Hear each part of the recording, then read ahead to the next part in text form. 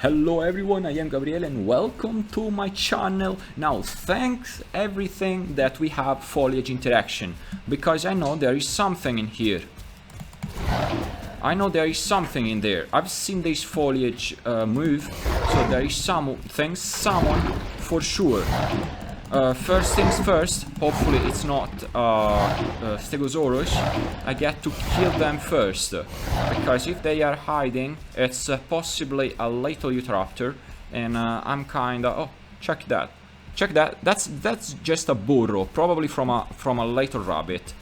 Check that there. Can you see it? No, it's right up there. It's right up there. That little burrow. It's from a rabbit. Probably it was foliage interaction because of a rabbit. Did I get scared by a rabbit? Probably. By the way, this is Utah Raptor. It's the one I killed in the previous episode. It's artificial intelligence. It was. Now it's just a corpse. Gore. That's kind of gore. Utah Raptors in the Carnotaurus diet, they will give you the red nutrient. They will give you proteins just to keep your diet balanced. And with so much AI in-game, kinda, I mean, probably it depends on the time of the day when they spawn, when they decide to spawn. It's kind of easier to keep track of your perfect diet, to keep your perfect diet, because it's always kind of easier to get to a certain level. Then the real trick is keeping that certain level you wanna be at. That's the trick part, always keeping the same level you wanna be at. In this case, my level I wanna be at is perfect diet. It's always difficult if you do not find AI around, above all after you pass that 50% growth stage. By the way, AI, Drio, and Tenno AI, and even a rabbit, I found them all here at center. Lemon Fields, that is Mount Jaeger. It is just north of Mount Jaeger, kinda, but they are scattered all over the island. At least that was my impression. So AI is very well made. The game doesn't perform badly around them, so AI received a huge improvement. Now, you're asking me, Gabriel, what are you doing after you reach 100% growth stage? Well, you know me. After I reach 100% growth stage, I usually switch playable. I die. It's the cycle of life. It's the cycle of life, you might say. It's alright. It's okay. By the way, Carnotaurus got nerfed. And this is by how much? Come on. Get to 100%. I'm going to find some lonely Utah Raptor players, some Pachycephalosaurus player even, anything. Wait a moment. Who killed this poor Carnotaurus? We have something in there. Usually Pachycephalosaurus players, they love to hide in them. It's being eaten, but not by much, so probably it was a Pachy.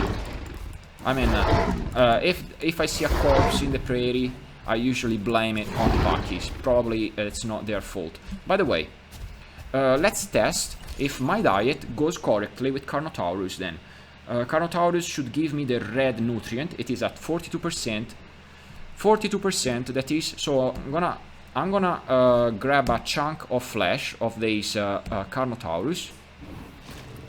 And then from 42% of my red nutrient, I go to...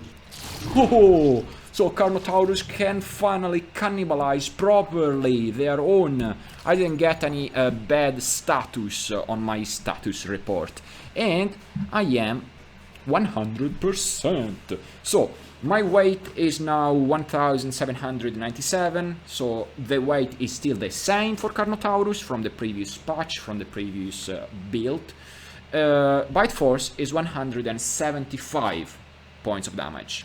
So Carnotaurus a few months ago received a huge nerf. From 350 it went to 200, and now from 200 it went to 175. Now this is a true nerf, because when the Carnotaurus was nerfed in its bite force from 350 to 200, it was like an overall nerfing around, so it wasn't truly nerfed. At least not in a player versus player, it wasn't a proper nerf. Now this is a proper nerf, because they didn't lower the damage output of a Deinosuchus, or the damage output of a Stegosaurus, or the damage output of Tenontosaurus. I mean, the Tenontosaurus now should have the same amount of damage on its tail slam as before, around 400 points of damage. So this instead is a proper nerf on the Carnotaurus Bite Force. 175 points of damage, maximum speed 55.5, and weight / HP health pool 1800. It's kinda the same, but Bite Force got reduced by a further 25 points. It was due. Carnotaurus is a true strength. If played solo, if played in groups, it has a strong decay in its hunger, so you deplete food super fast. But with so much AI around in the island, it's gonna be a pleasure to play Carnotaurus again, for real, even though it's got a true nerf of about 25 points of damage on its damage output, on its bite. Keep in mind that you can always alt bite like this. You have a cooldown now, more than before. So alt bite with alt and left mouse button, you deal more damage. So 175, probably it's 250, probably it's 200 and something points of damage instead of 175 points of damage, because you are alt biting. It's slower, but you can bite in all directions, kinda. So this is South Pond, South Swamp, I don't know how you call it, Oasis, Center South Swamp. It's usually a death pool for any Deinosuchus that decide to come here. Sooner or later, this is the cemetery for any Dino, or most of them at least, because they cannibalize each other. They do not have so much food. By the way, check it. There is a nice group of herbivores over there. I'm gonna engage them later on. For today's episode, I'm gonna close it. This was about Carnotaurus, AI, and all kinda of nerf for Carnotaurus bites nerfed. And AI. Well, thank you all so much for watching. This was me with my Carnotaurus, the one and only fearsome, super powerful Carnotaurus. Bye bye.